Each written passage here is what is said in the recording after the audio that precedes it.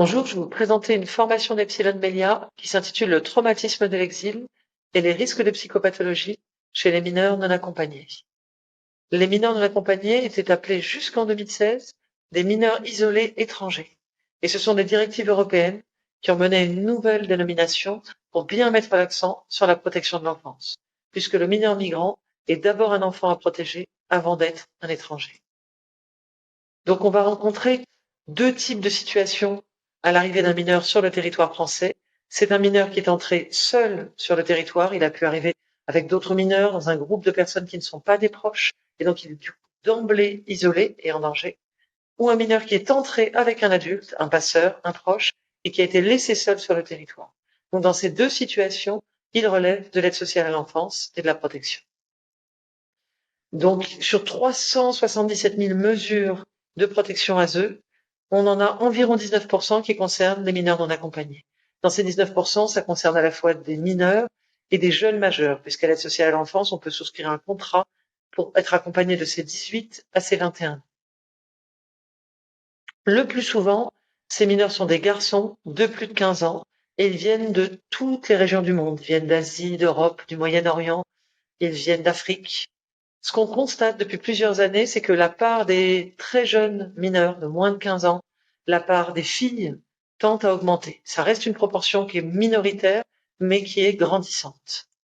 Et ce qu'on constate également, c'est que même si ces origines sont extrêmement diverses, ce sont plutôt les pays d'Afrique qui sont les plus représentés. Ce qui est important aussi, c'est de ne pas rapprocher systématiquement la délinquance de la présence de mineurs non accompagnés sur le territoire. C'est-à-dire que très clairement, quand vous êtes déjà accompagné par l'aide sociale à l'enfance, vous n'avez que très rarement un dossier pour des infractions pénales. 5 à 10% des mineurs accompagnés par l'ASE ont également un accompagnement de mesures pénales, 15% à Paris.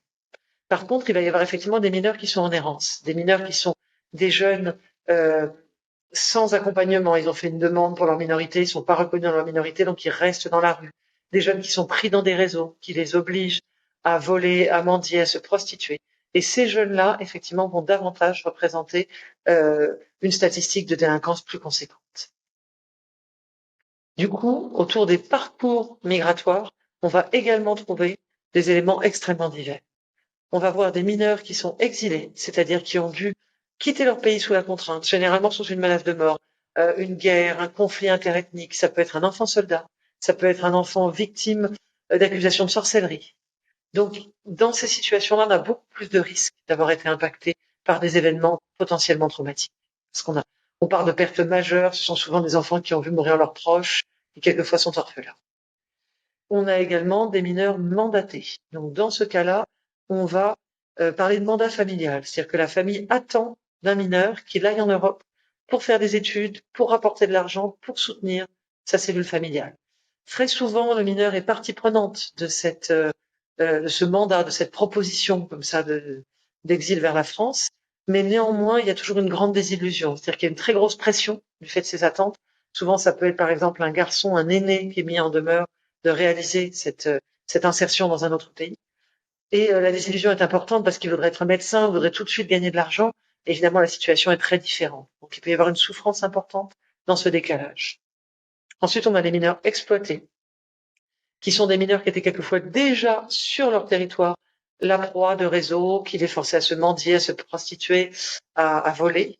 Ou alors des mineurs à qui un passeur a fait miroiter un travail, un logement, la protection justement de l'aide sociale à l'enfance en France, qui les emmènent sur le territoire et qui, arrivés en France, leur prennent tous leurs papiers et les contraignent à se prostituer, à voler, à mendier. Ces mineurs-là vont vivre des traumas dans ce contexte de l'exploitation et auront des difficultés à s'insérer quand le dispositif de l'aide sociale à l'enfance leur sera proposé, parce qu'ils auront une grande menace souvent de la part des proxénètes, de la part des personnes qui les maintiennent sous emprise. On va avoir des mineurs fugueurs, qui sont des mineurs qui ont dû quitter le domicile familial ou un orphelinat du fait de maltraitance. Des jeunes qui étaient malheureux là où ils étaient et qui ont fugué. Alors, quelquefois, comme les moyens de transport peuvent être assez rapides, ils arrivent très rapidement en France sans avoir été d'abord en errance dans leur pays. C'est vraiment un mineur fugueur qui arriverait en France et qui serait rapidement pris en charge par l'aide sociale. Alors que le mineur errant, c'est quelqu'un qui a davantage connu la rue et qui quelquefois était déjà dans la rue dans son pays. Et sur ce plan-là, on va distinguer le mineur de la rue du mineur dans la rue. Le mineur dans la rue, c'est justement ce fugueur qui vient de quitter un lieu où il avait un lit, une protection, ses parents, un orphelinat. Il se retrouve dans la rue soudainement. C'est un univers qu'il ne connaît pas, qui le déstabilise beaucoup. Et s'il est pris en charge rapidement, il ne faut pas laisser s'écouler plus de 3 à 6 mois, il va pouvoir relativement bien s'insérer dans les dispositifs qu'on lui propose. Alors qu'un mineur de la rue, c'est un mineur qui connaissait depuis longtemps cette situation de vivre en errance dans la rue, par exemple, enfin de la rue, c'est le terme, par exemple, dans son pays d'origine. Il avait déjà les codes de la rue, il savait comment s'organiser. Quand il arrive en France, il va un peu faire la même chose et il va survivre comme ça, avec un univers qui est quand même très violent autour de lui, qui va aussi pouvoir être facteur de psychotraumatisme. Et là, par contre, sa réinsertion sera nettement plus complexe. Maintenant, on va parler du psychotraumatisme et des risques psychopathologiques un peu en général. Avec cette notion importante à retenir qui est que tout événement déstabilisant ne va pas nécessairement entraîner un psychotraumatisme. Il peut y avoir d'autres types de troubles. Quand une personne manifeste des troubles, on va parler de décompensation. Toute notre vie, on cherche à maintenir un équilibre entre des pressions comme ça internes, externes, et on va compenser par un certain nombre de stratégies, de mécanismes. Et quand on ne parvient plus à compenser, alors on parle de décompensation. Et on voit apparaître des symptômes variés qui peuvent devenir invalidants. Donc la sévérité des symptômes dépend beaucoup de cette interaction ça, entre ce que l'environnement présente comme menace, ce que le mineur non accompagné possède comme ressources internes, externes au moment où ça se produit. Et également beaucoup dans l'évaluation du danger. C'est-à-dire que les réactions au stress dépendent directement de la perception que nous avons de la gravité de la menace. Ce sont des choses qu'on connaît bien à travers notamment l'analyse transactionnelle de la céphalopathie. Donc si on prend deux catégories qui sont assez courantes, qui sont l'état de stress aigu et le stress psychotraumatique, qui est un peu le sujet qui nous intéresse le plus, on va comme ça avoir un gradient avec un état de sidération qui peut être induit dans le stress aigu par une très importante poussée d'adrénaline, par une situation qui va solliciter tellement notre réponse au stress que les éléments comme ça d'élaboration cognitive vont être entravés. Mais on est généralement sur des manifestations qui vont rester passagères. Et en tout cas, si on met la personne à l'abri, si elle est en sécurité, si elle sent qu'on lui donne des outils pour réguler ses émotions, pour faire face à la situation, elle va pouvoir retrouver un état de fonctionnement à peu près satisfaisant. Donc dans l'état de stress aigu, on va pouvoir être complètement sidéré et incapable de réagir. On va pouvoir être dans une fuite panique, par exemple un mineur non accompagné qui dans la rue aperçoit une personne ou une situation qui lui rappelle des événements qui ont été particulièrement déstabilisants, va pouvoir être dans une fuite mais complètement irrationnelle dans laquelle il n'a plus le contrôle, où il pourrait être en danger. Il peut y avoir des états comme ça d'agitation complètement désordonnés, incoercibles, et qui sont normalement résolutifs, même s'ils marquent comme ça des états qui peuvent être de dissociation transitoire. Alors que quand on parle de psychotraumatisme, on est dans une manifestation du circuit du stress, des décharges d'adrénaline qui est telle que la personne ne pourra pas revenir de la même façon à un fonctionnement satisfaisant. C'est-à-dire qu'on va avoir vraiment des réaménagements psychiques et des symptômes qui montrent à quel point l'identité même de la personne est touchée. Pour essayer de rendre ça un peu plus simple, je vais vous proposer qu'on regarde une coupe du cerveau. Pour essayer de comprendre cette distinction entre l'état de stress aigu et le psychotraumatisme, on peut observer une coupe du cerveau avec l'activation du circuit du stress. Lorsque je perçois une menace, par exemple un serpent qui passe devant mes pieds, mon cortex préfrontal s'active parce que c'est dans cette zone que se trouve ma perception, ma mémoire à long terme, mon intelligence. L'information qui est perçue va être traitée en fonction de ma mémoire qui me dit qu'un serpent représente un danger. Et cette information va être transmise par l'hippocampe, qui est une structure impliquée dans la mémoire de travail, la mémoire à court terme, jusqu'à l'amygdale, le système amygdalien qui est vraiment le lieu de la résonance émotionnelle.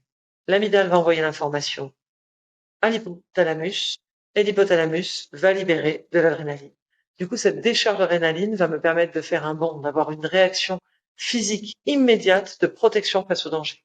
Je vais être dans un état d'hyperactivation qui me permet de me protéger. Si, dans mon histoire, j'ai un rapport au serpent qui est très effrayant, je ne ferai peut-être pas ce saut de côté pour éviter le serpent, mais je vais rester sidéré, figé sur place, avec un taux d'adrénaline qui va entraîner un processus de sidération. Mais dans ces états de stress majeur, je vais à un moment retrouver un niveau d'activation physiologique supportable et je vais pouvoir reprendre mon fonctionnement habituel. Alors que si je suis dans le cadre du psychotraumatisme, je vais être confronté à un événement qui excède ma capacité à le traiter. Prenons pour un mineur non accompagné l'exemple d'un bombardement. Je suis dans une maison, il y a des bruits assourdissants des bombes qui tombent autour de moi, les vitres qui volent en éclats, et je sais qu'à tout moment, je peux mourir. Et je ne sais pas quand cette menace immédiate sur mon existence va cesser. Dans un tel contexte, l'information de danger qui est transmise par l'hippocampe à l'amygdale est tellement importante que la décharge d'adrénaline libérée par l'hypothalamus pourrait arrêter le cœur. C'est-à-dire qu'on est dans une situation où le psychotraumatisme va intervenir à des fins de survie.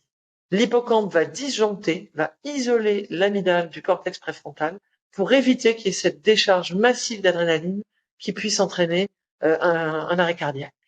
Donc on est vraiment dans un contexte où les personnes vont être durablement dans une situation de dissociation traumatique, étrangère à leurs émotions, anesthésiées psychiquement, et cet état va durer. C'est-à-dire qu'il y aura à la fois une tension permanente puisque le système amygdalien parlera de danger, et en même temps une incapacité à élaborer cette tension puisque l'hippocampe ne fera plus suffisamment circuler l'information. C'est ce qui permet notamment d'expliquer les amnésies traumatiques. Du coup, ce qu'on voit bien dans ce contexte du psychotraumatisme, c'est qu'il va y avoir un impact neurologique qui risque d'être à long terme, puisque cette protection, voilà, la façon dont l'hippocampe va cesser de faire le lien avec l'amygdale et le cortex préfrontal, va cesser de faire ce pont de la mémoire à court terme qui permet la régulation émotionnelle, c'est-à-dire qui permet que les émotions soient traitées par l'intelligence, par les fonctions supérieures. Ce système où finalement l'hippocampe disjoncte va entraîner une dissociation traumatique et va pouvoir être responsable des amnésies traumatiques. C'est-à-dire que vous allez vraiment être étranger à toute une partie de vos émotions, voire à toute une partie de votre histoire. Dans un but de survie, ça vous protège, ça vous évite de vous retrouver confronté à une situation que votre organisme ne parvient pas à réguler et dans lequel il y a un risque de survie. Mais ça vous rend en partie étranger à vous-même. Donc on va regarder un petit peu les conséquences les plus courantes du psychotraumatisme. Donc, quand on parle de dissociation traumatique, du fait de cet hippocampe qui ne fait presque plus comme ça le travail pour permettre la régulation émotionnelle, c'est comme si, ayant arraché toutes ces images comme ça terrifiantes, elle cherchait tout de même ça parce que l'amygdale, elle, continue à s'activer. C'est-à-dire que si vous regardiez sur un IRM, vous auriez ce système amygdalien qui clignote comme s'il disait c'est la panique, on va pas survivre. Et en même temps, les fonctions cérébrales qui sont impuissantes alors même que vous avez 12 ans, 14 ans, 17 ans, un âge où vous devriez pouvoir utiliser votre intelligence, les fonctions cérébrales sont dans l'incapacité à traiter cette émotion. Et donc on va avoir, du fait justement de cette dissociation, une réviviscence. C'est vraiment la question de la réviviscence, c'est un peu incontournable dans le psychotraumatisme. Quand vous avez quelqu'un qui vous dit qu'il fait tout le temps le même cauchemar terrifiant, quelqu'un qui vous dit qu'il revoit des images alors qu'il ne le veut pas, hein, ce qu'on appelle le souvenir forcé, ça s'impose dans son esprit quand il marche dans la rue, qu'il y a même des hallucinations, ça, des impressions de déjà-vu, hein, assez courantes. Quand on est dans ces situations où les éléments terrifiants nous poursuivent et qu'on ne parvient pas, en fait, vraiment à les occulter, on est sur des symptômes qui sont tout à fait typiques. Du fait de cette menace de réenvahissement à tout moment par les images traumatiques, les personnes vont avoir des conduites d'évitement. Ils vont éviter de se rendre dans certains lieux, de se retrouver confrontés à des stimuli qui puissent leur rappeler le psychotrauma. Par exemple, j'ai travaillé dans un camp Zaatari, à la frontière syrienne, et les enfants avaient du mal à aller à l'école parce qu'il y avait encore beaucoup d'avions qui survolaient ce camp. Et comme ils avaient connu les bombardements en Syrie, la présence d'un avion était terrifiante et ils ne sortaient pas de leur maison pour aller jusqu'à l'école. Donc on est vraiment dans ces systèmes où la personne va préférer l'évitement, quitte à ce que sa vie sociale finisse par être extrêmement réduite, pour ne pas avoir à se confronter à l'horreur, parce qu'avec le psychotrauma, on parle vraiment de ça, hein, de rencontre avec l'horreur, avec l'effroi, et donc arriver malgré tout à survivre. Donc on va avoir, du fait de cette dissociation, cette hypervigilance, c'est-à-dire que vous avez l'amygdale qui clignote, qui dit ça va pas, ça va pas. Vous avez vraiment ce système où vous êtes sur le qui-vive, vous êtes dans un état de survie. Et en même temps, vous allez avoir cet émoussement affectif. C'est-à-dire comme vous avez arraché toute une partie de votre histoire, de vos émotions pour arriver à vous protéger, comme il n'y a plus cette boucle, permettez l'hippocampe. Alors, vous avez une anesthésie psychique. Vous allez raconter quelque chose d'absolument terrible sur un ton tout à fait monotone, comme si vous récitiez la liste des courses. C'est ce qu'on appelle la lexithymie. La thymie, c'est l'humeur privatif, exauce le discours. On se retrouve avec pas de coloration affective dans les propos, vraiment avec quelque chose qui est très pauvre et avec le sentiment que les gens sont indifférents, que tout glisse sur eux. Et par ailleurs, ils vont avoir des grandes réactions comme ça de colère, de peur, d'euphorie même, parce que leur système émotionnel est complètement déréglé et que cette hypervigilance va faire surgir comme ça, de cette façon-là, un certain nombre d'émotions. Donc c'est ce qui peut expliquer les amnésies traumatiques qui seront totales ou partielles.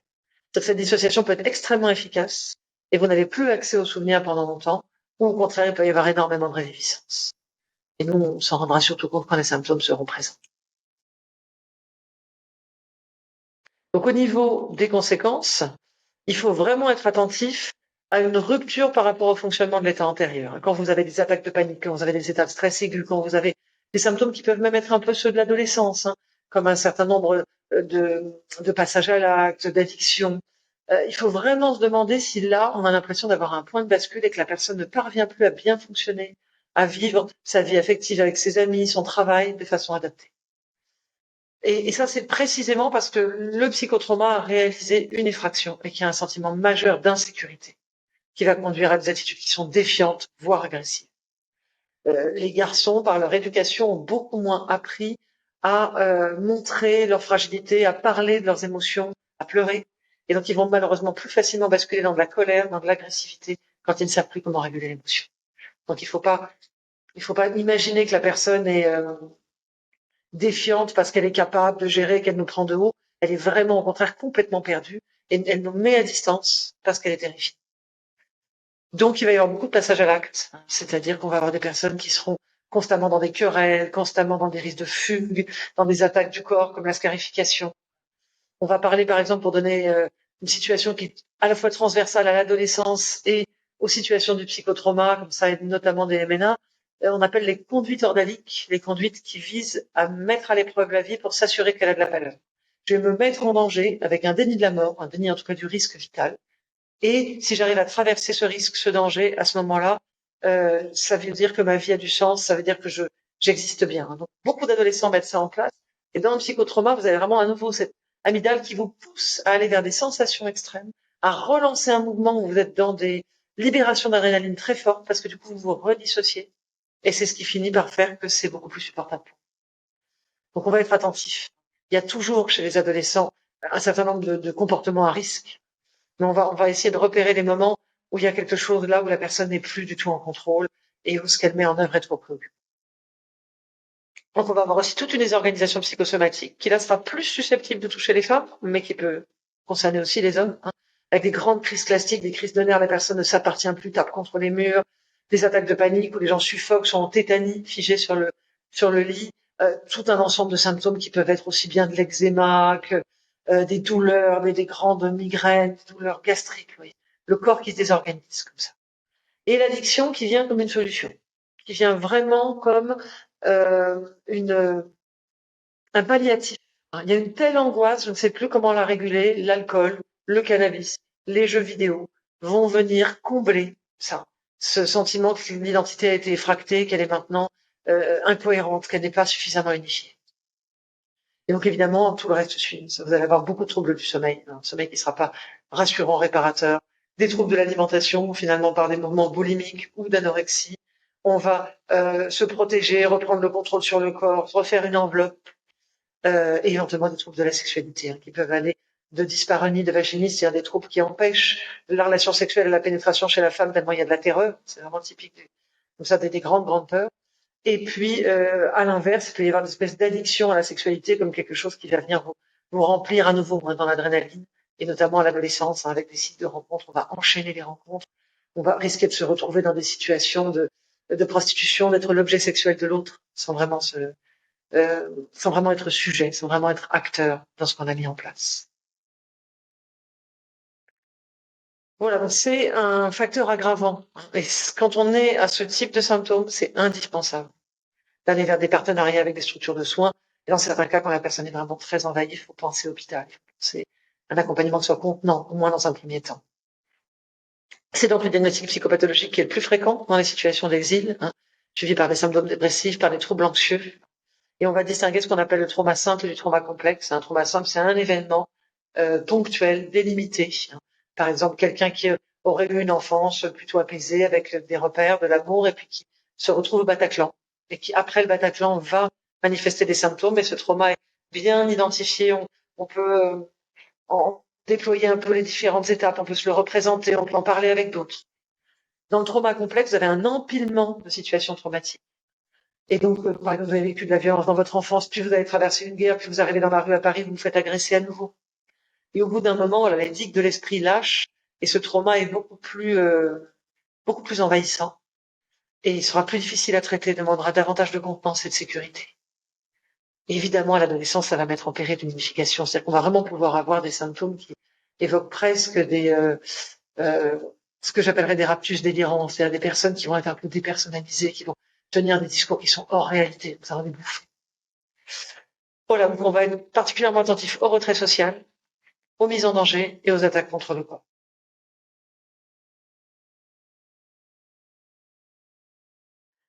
Les mineurs non accompagnés, ils ont 3 facteurs de déstabilisation. Ils ont avant toute chose l'exil, c'est-à-dire le fait d'avoir perdu leurs proches, leurs repères culturels.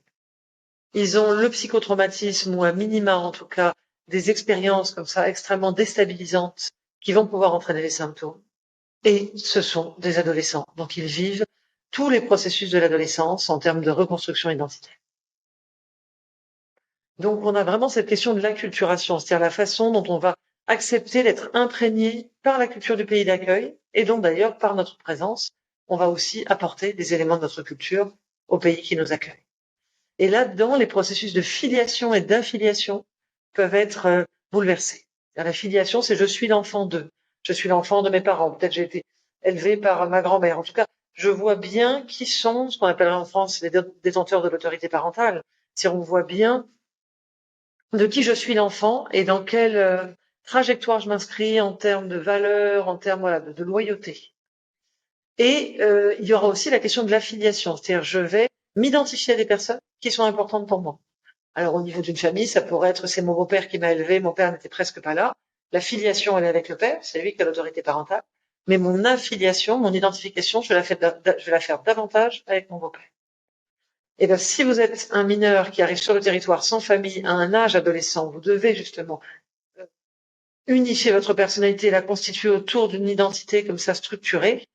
Vous allez bien être obligé de prendre aussi des repères d'affiliation qui seront en France, auprès des travailleurs sociaux qui vous accompagnent, auprès d'amis, d'autres mineurs, d'un enseignant, d'un éducateur sportif. Et on va le faire plus ou moins facilement en fonction des conflits de loyauté. C'est-à-dire si on a le sentiment qu'on abandonne sa famille en aimant, en investissant des personnes sur le territoire français, ces processus seront plus complexes et donc l'acculturation pourra moins bien se mettre en œuvre. Il y a 3 registres dans Lacan parle pour la construction de la personnalité qui sont intéressants. Je ne vais pas pouvoir beaucoup les développer dans cette vidéo, mais l'imaginaire, le symbolique et le réel, vraiment, ça nous permet de comprendre pourquoi, quand on accueille des mineurs comme ça, adolescents, ils n'ont pas du tout la même appréhension du monde que nous. Et pour eux, un mot ne désigne pas la même chose. Lacan, il parle vraiment en signifiant et en signifié, c'est-à-dire que le signifiant, c'est le mot, le signifié, c'est la chose. Si je dis le mot père, P accent grave R-E, ça renvoie pas au même signifié, c'est-à-dire à la même incarnation d'un père, à la même réalité d'un père, pour moi, pour vous, pour ces jeunes qu'on accompagne. C'est-à-dire qu'ils vont pas avoir le même rôle d'un père, un père qui soit très viril ou un père qui soit un peu féminin, un père qui fait la cuisse. Enfin, vous voyez, il y a vraiment, quand on emploie, même le mot adolescence n'existe pas forcément dans leur culture. On passe directement, quelquefois, d'un état d'enfant à un statut d'adulte dans son environnement. Donc pourquoi il parle d'imaginaire, Lacan? C'est parce qu'il dit que l'imaginaire, c'est la réalité. C'est-à-dire tout ce que nous croyons être la réalité, tout ce qui fait notre quotidien, ce sont en fait des histoires que nous nous racontons sur le monde. D'une façon générale, par exemple, dans la plupart des sociétés du monde, on va discriminer, voire persécuter les femmes, les personnes de couleur, les personnes homosexuelles. Il n'y a aucune raison pour hiérarchiser entre ces personnes. Ce sont les récits qu'on fait sur le monde qui constituent comme ça ces catégories. Donc, en fonction de la façon dont on a grandi dans un environnement, en fonction de ce qu'on nous a raconté quand on était enfant, c'est-à-dire qu'il y a vraiment des cultures, pas seulement dans un pays, hein, mais entre des familles, hein, dans un même immeuble, vous avez des imaginaires qui sont différents. Nous, en tant que travailleurs sociaux, on est porteurs d'un imaginaire. On vient rencontrer l'autre avec cet imaginaire. Et donc, vous avez des personnes qui vont arriver, voilà, convaincues que la place de la femme est plutôt comme ça, ou qu'au contraire, un homme doit absolument tout assumer financièrement et que sinon, bah, il a qu'à se tuer, hein. C'est que les tentatives de suicide sont très masculines. S'il ne parvient pas à répondre à l'injonction sociale comme ça de cette réussite financière, c'est tout ça, c'est des récits. Et donc, on va être obligé d'essayer de comprendre et de découvrir les récits qu'ils ont sur le monde pour leur montrer un peu quel est, alors il n'y a pas qu'un récit en France, hein, mais quel est quand même celui aussi de la République, c'est-à-dire la façon dont on fait société ensemble en France, c'est ce que dit la loi, et puis d'une façon plus générale, tous ces codes sociaux, toutes ces façons qu'on a d'entrer en lien. Et ça, c'est la fonction du symbolique. Le symbolique, c'est tout ce qui permet de faire un pas de côté, tout ce qui permet de s'ouvrir à l'inconnu. C'est un opérateur de distanciation et de séparation.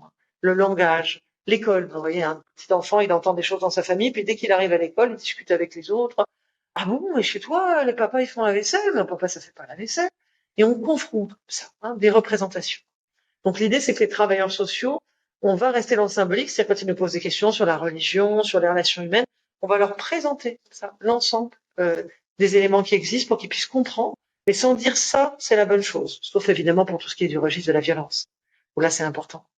Mais même nous, on n'aura pas forcément la même perception de la violence. Alors, on va débattre. Mais il y a des lignes qui, bien sûr, doivent être bien marquées. Mais globalement, on va, par le symbolique, leur permettre de se décaler progressivement ça de leur de leur propre croyance. Parce que si vous imposez votre imaginaire face au leur, on ferme les processus d'acculturation. C'est ma vision du monde contre la tienne. Alors que si vous leur permettez d'exprimer ce que croient et ressentent, vous montriez que bah, vous pouvez penser un peu différemment, en tout cas on a le droit. Voilà. Quelqu'un dit, moi je me permettrai jamais de remettre en cause mes parents, alors que cette jeune fille risque de vivre un mariage forcé. Eh ben on va discuter, jusqu'à dire, bah, oui bien sûr les parents c'est important de les respecter, mais peut-être que dans certains cas ils n'ont pas toujours raison, peut-être que on ouvre.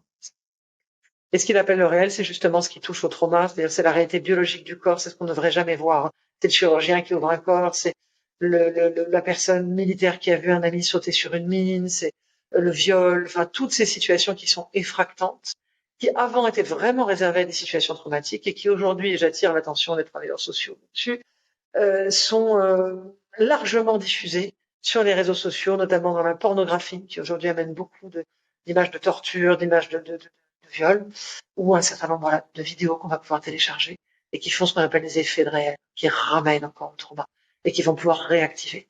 Si on veut arriver à se dégager à peu près d'un psychotrauma, il faut d'abord se sentir en sécurité. Il faut d'abord être dans un espace où il n'y aura pas à nouveau une réactivation traumatique. Sauf bien sûr dans certaines thérapeutiques particulières comme le MDR. Là vraiment il y aura une réactivation mais qui est pensée, qui est bordée, qui est apportée par un thérapeute. Voilà, donc du coup dans cet exil, on va porter en soi des imago parentales, c'est-à-dire des images de ce que c'est qu'un homme, une femme par rapport aux parents qu'on a eus, une idée de ce que c'est que la relation entre les gens, une idée de ce qu'on peut attendre d'un lien affectif. Et c'est tout ça qui va lentement se dénouer, continuer à exister, mais s'enrichir aussi des modèles qui sont proposés sur le territoire français. Et c'est vraiment le temps qu'on va prendre comme ça, c'est ça de l'acculturation. Pour ne pas perdre. Et justement, plus j'ai peur de perdre ma culture, plus je vais m'y accrocher, plus je vais être dans le prosélytisme. Plus je sens que j'ai la possibilité de la vivre, de l'incarner, de l'intérioriser, que jamais je vais la perdre, alors plus je vais pouvoir me décaler un peu, m'intéresser à d'autres choses. Et donc, c'est intéressant de voir que Heger définit vraiment le soi familial comme l'investissement perceptuel de la famille. On a toujours besoin de voir. Alors, je sais qu'aujourd'hui, les MNA, ils ont WhatsApp, ils ont un certain nombre de choses comme ça, mais on sait l'importance d'une photo, hein. On sait l'importance de faire des dessins pour ceux qui n'avaient pas de photo, mais ils dessinaient beaucoup dans mon bureau pour essayer de représenter comme ça ce qui était important pour eux, là d'où ils venaient, et pouvoir se représenter ces membres dans une continuité temporo-spatiale. Je ne suis plus dans le même espace que ceux que j'aimais. Le temps s'écoule sans que je puisse les voir. Comment je fais pour me représenter quand même, qui continue à exister, qui continue à vivre? Qu'est-ce que je fais comme effort cognitif pour y parvenir, comme effort imaginaire? Voilà, donc pour développer un tout petit peu autour de ce que Heger dit du soi familial, on a ce sentiment d'appartenance, donc en lien avec des références, des expériences communes qui font de la mythologie familiale. À l'adolescence, j'ai besoin de sentir que j'appartiens aux valeurs de ma famille, à ce qu'on appelle la mythologie. C'est quoi notre récit de famille à nous? Et en même temps, j'ai le droit de devenir un individu singulier, différent des autres, hein. c'est vraiment avoir un processus d'individuation tout en étant accepté dans une famille. Donc il va falloir, dans ce contexte de l'exil, que j'ai la possibilité de sentir que je peux devenir un adolescent, un adulte en France, sans perdre des références qui pour moi sont importantes, qui me viennent de mon ancrage familial, celui que j'avais dans mon pays d'origine.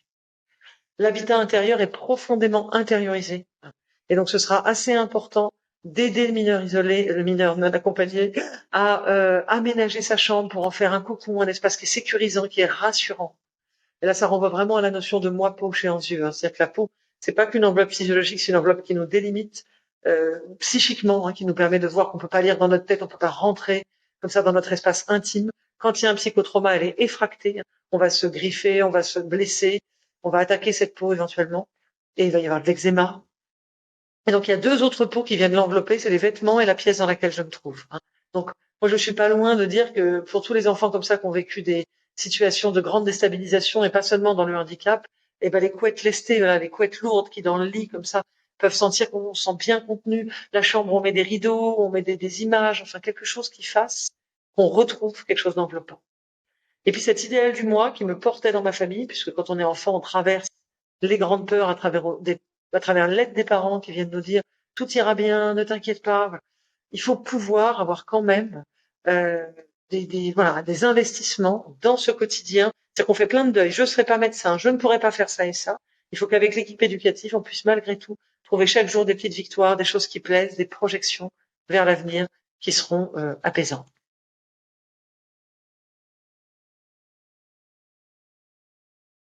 Voilà, donc on a un processus de deuil à l'adolescence. Et chez tout adolescent, on a déjà à minima des angoisses d'intrusion et des angoisses d'abandon qui sont réactivées. Elles sont réactivées parce que on doit réaccueillir les grandes peurs de l'enfance où elles étaient très présentes et se projeter dans l'avenir en posant comme ça un certain nombre de jalons de notre identité. Donc là, vous êtes dans une situation d'exil, dans une situation où vous avez très souvent vécu des événements très déstabilisants, potentiellement traumatiques, et vous devez vivre ces transformations physiques, la transformation de votre corps de l'adolescence, et psychologique dans une autre culture, où vous n'avez pas les codes. Donc c'est évidemment beaucoup plus complexe. Il va y avoir les conducteurs d'aligue dont j'ai parlé, et dans le cas comme ça de l'adolescent MNA, il y aura beaucoup plus de risques que ça prenne presque une valeur de rite initiatique, parce que les rites initiatiques sont beaucoup plus présents. Il y en avait d'ailleurs chez nous avant. Dans presque toutes les cultures, vous avez des rites qui viennent marquer qu'on passe le cap de l'enfance vers l'âge adulte. Et ces rites peuvent être des rites où on se met à l'épreuve. Et du coup, ils seront peut-être d'autant plus comme ça présents, prégnants chez les MNA, du fait de cette recherche comme ça de quelque chose qui me prouve que ça y est, je suis passé de l'autre côté. Et puis, Serge Le Sourd qui parle bien à l'adolescence, comme Philippe Jamais, je peux que vous recommander aussi de lire Philippe Jamais, parle des objets de parade et des objets de création. Donc, l'objet de parade, ça va être typiquement le vêtement, la façon dont j'utilise le vêtement, dont je coiffe mes cheveux pour arriver à construire une image de moi vers l'extérieur. Et comment on peut les aider à travers la vêture. Des fois, ils veulent pas quitter leurs vêtements du pays. Enfin, comment, voilà, ils cheminent à travers cette enveloppe que constitue le vêtement. Et puis, les objets de création, c'est-à-dire leur donner un maximum de support de type théâtre, musique, dessin, sport, pour pouvoir réguler et exprimer leurs émotions. Et là, je vous ai mis une citation justement de Philippe Jamais, qui parle des adolescents en général, mais évidemment, ça s'applique tout à fait au MNA, où il exprime que plus un adolescent a peur, plus évidemment il va tenter de dissimuler cette anxiété. Et il aura vraiment peur, quand je parle d'angoisse, voilà, lui parle d'angoisse de fusion et d'intrusion, mais il y a vraiment cette idée-là, soit on m'abandonne, soit on vient trop près. Donc je vais pas laisser la personne venir trop près. Et je vais du coup être rejetant, être défiant, et le risque, c'est de se construire une identité dans le retrait, dans l'opposition, où ça devienne le seul mode de fonctionnement. Le plus important, c'est le maintien du lien.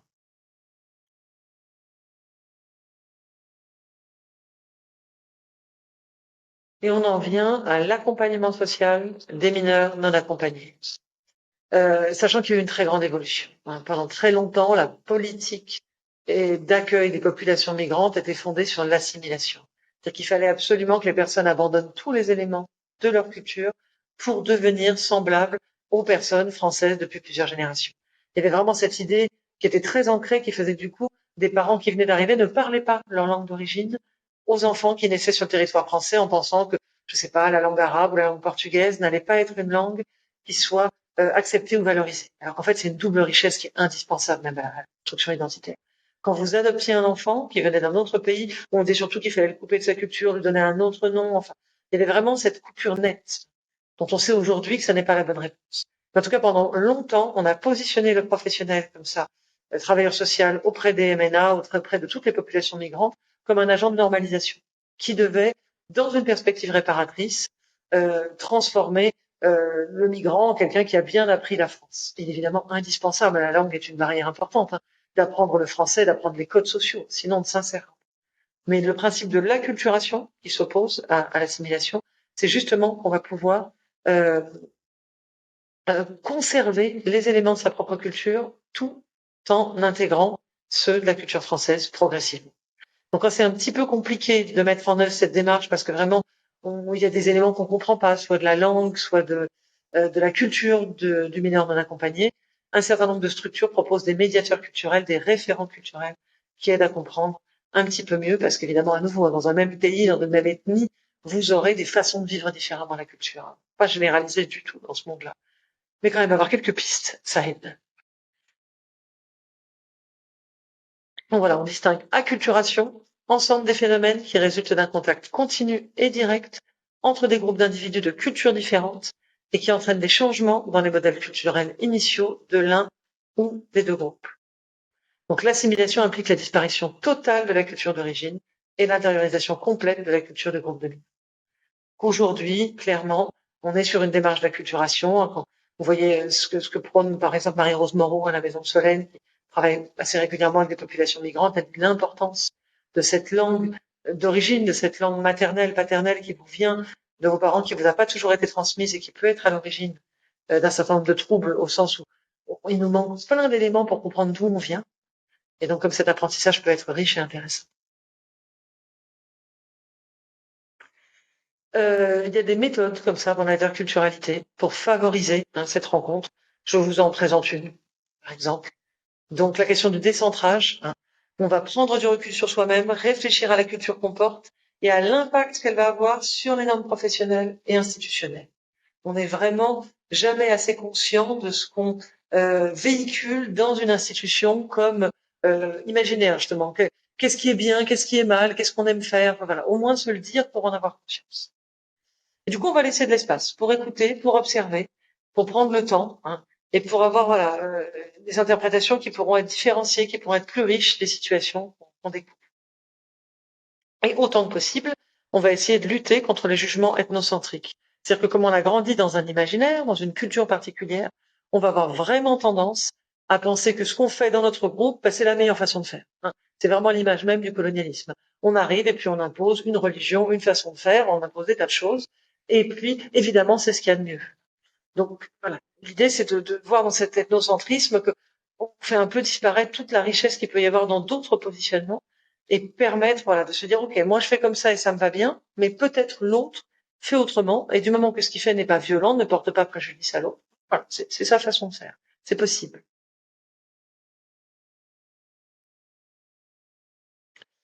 On va être dans la découverte du cadre de référence de l'autre. C'est-à-dire que on va écouter au début sans chercher à interpréter pour avoir le temps de comprendre, de mieux communiquer. On va être conscient du fait que les mots n'ont pas toujours la même signification. Vraiment, ce que je disais du signifiant et du signifié, c'est-à-dire quand il dit adolescent, à quoi ça renvoie pour lui, à quoi ça renvoie pour nous. On va être attentif aux différents styles de communication, non-verbaux, tout ce qu'il va y avoir d'indirect. Moi, je dis souvent en tant que psychologue, qu'est-ce qu'il y a derrière la demande? Essayer de poser des questions ouvertes pour que ce soit plus simple, quitte à faire même plusieurs propositions. Quand des personnes sont très sidérées, ils ont du mal à trouver une réponse comme ça. Vraiment, il y a des phénomènes cognitifs qui sont empêchés. Donc, soutenir la pensée et être bien sûr empathique. Et donc voilà, si vraiment on est en difficulté dans ce décalage culturel, c'est intéressant de passer par des étapes comme ça de médiation, de négociation. C'est-à-dire on va vraiment repartir chacun de son récit. Comment est-ce que toi tu vois les choses? Comment est-ce que moi je vois les choses? Et finalement, qu'est-ce que dit la loi? Qu'est-ce que dit la règle? Et comment on s'organise avec ces éléments-là? Et vraiment repartir du récit. Pourquoi la personne comprend les choses comme ça? Quel récit elle fait de la situation?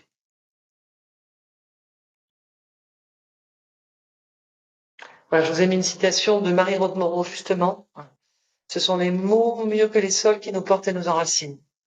Donc c'est une citation qui lui était inspirée par Lévinas, qui parlait des livres, qui finalement nous enracinaient comme les sols. En effet, les adolescents, enfants de migrants, comme tous les adolescents, sont en recherche de sens, d'identité complexe, d'histoires qui assument leurs multiples facettes. Il va donc falloir trouver des modalités de construction identitaire qui ne s'enracinent pas dans la terre, dans le sol historique, mais dans tout ce qui transporte. Les mots, les souvenirs, les pensées, les corps. Des identités éphémères mais consistantes qui nous permettent de nous sentir vivre, de penser et d'agir. C'est vraiment, surtout dans un service de protection de l'enfance, la façon dont on va faire récit tous ensemble, professionnels et jeunes, qui va permettre comme ça de soutenir cette construction identitaire en dépit de l'exil, en dépit du psychotraumatisme.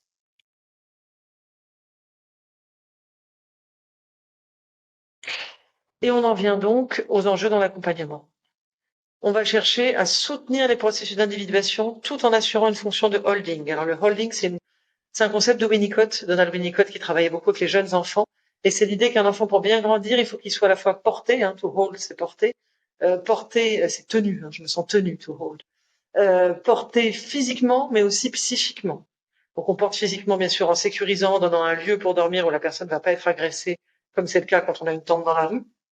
Mais surtout, on porte psychiquement la personne. C'est-à-dire qu'il sent qu'il n'est pas seul, qu'il est soutenu, qu'on se demande de ce qu'il devient quand il est en retard, on s'inquiète pour lui quand il va passer un entretien d'embauche, on est heureux pour lui quand il va faire son match de foot. Enfin, il existe dans notre esprit et du coup, il n'est pas absolument seul et déraciné. On va faciliter l'accès à la fois à des communautés de même culture et aux personnes françaises de cultures différentes. Parce qu'il faut que je sente qu'on ne m'arrache pas à ma culture, donc que je peux continuer à avoir des gens qui ont les mêmes références que moi. Et en même temps, que je vais faire du sport avec des jeunes de mon lycée, ça me permet de me mélanger à cette nouvelle culture. On va autant que possible être des filtres, vraiment des agents de reformulation, de traduction, pour permettre une intégration des codes sociaux. On va soutenir le récit de vie en les aidant à tisser les expériences passées et présentes, et ça c'est particulièrement mis en difficulté dans le psychotrauma. Le psychotraumatisme, ça vous sort de la séquence temporelle. Vous n'arrivez plus, vous êtes jeté hors du temps, hors du monde, et vous n'arrivez plus à faire de lien entre hier, aujourd'hui et demain. Donc on va essayer de les aider. Voilà, par exemple, ça peut être des choses toutes simples, la cuisine. Voilà, il y a un plat qu'ils aimaient bien, que leur cuisinait leur maman, et puis on va essayer de refaire ce plat avec eux là, dans le lieu du foyer. Recourir à des médiations qui favorisent la symbolisation, tout simplement parce que du coup, ça relance cette boucle où l'hippocampe était en grande partie désactivé. Vous faites du théâtre, vous faites entrer en résonance émotionnelle comme ça des éléments que vous allez devoir malgré tout intellectualiser puisque vous jouez un personnage. Vous êtes protégé par le masque du personnage et en même temps, c'est bien vous qui allez chercher dans vos émotions pour prêter les émotions à ce personnage. Voilà, donc il faut avoir la possibilité soit de développer ces activités en interne, soit de les proposer à l'extérieur. Pour terminer par des points clés, on retiendra que le mineur non accompagné traverse un triple bouleversement. L'exil et la perte de ses repères culturels, l'isolement et la perte des liens affectifs fondamentaux, le processus adolescent percuté par des états de stress majeur ou de psychotraumatisme. Dès lors, les symptômes les plus courants seront le détachement et le repli sur soi, les passages à l'acte et les mises en danger, les somatisations, les addictions, le prosélytisme culturel ou spirituel. Dans les conduites à tenir, il faudra favoriser des espaces d'échange et de dialogue, impliquer les jeunes dans l'aménagement de leur cadre de vie, donner à chacun un espace propre, une singularité dans un collectif, et soutenir des orientations vers des lieux de soins, y compris vers la psychiatrie. Avec cette idée que si un jeune rencontre des troubles, il faut pouvoir le laisser qualifier ces troubles à sa façon, en fonction des signifiants de sa culture. Si un jeune parle tout seul dans sa chambre, qu'il s'avère qu'il a probablement des hallucinations, et qu'on l'interroge sur ces manifestations, s'il nous répond qu'il a été pris par les djinns, qu'il a été envoûté par son nom, on va respecter sa vision des origines de son trouble, et on va l'accompagner vers le soin en tenant compte de cette double inscription. Donc, des leviers possibles dans l'accompagnement sont d'abord, avant de comprendre, il faut apaiser. D'abord, d'apporter contenance et réassurance à travers un environnement prévisible et sécurisé. C'est-à-dire un lieu qui soit suffisamment apaisé, suffisamment ritualisé pour que le jeune puisse se dire qu'ici, il peut reprendre comme ça le cours d'une continuité d'exister sans risquer d'être à nouveau déstabilisé. Que le jeune puisse accéder à des espaces qui fassent exister sa culture d'origine, qu'il ait également accès à des espaces où la culture française puisse être débattue, intégrée, et qui se sente légitimé tant dans son appartenance à une autre culture que dans son affiliation à son nouveau pays d'accueil. Pour cela, il faut s'appuyer sur les principes de l'interculturalité. Pour incarner une fonction tierce, tout ça renvoie à nouveau cette notion du symbolique, pouvoir être ce levier qui permet aux jeunes d'accéder à d'autres éléments sans les lui imposer. Et donc, on va ainsi soutenir les processus d'individuation par les activités de médiation, qui peuvent être de la médiation thérapeutique, qui peuvent être de la créativité, du loisir, du sport, voilà, tous les éléments qui vont permettre de favoriser l'élaboration et la mise en lien de l'émotion et de l'intelligence.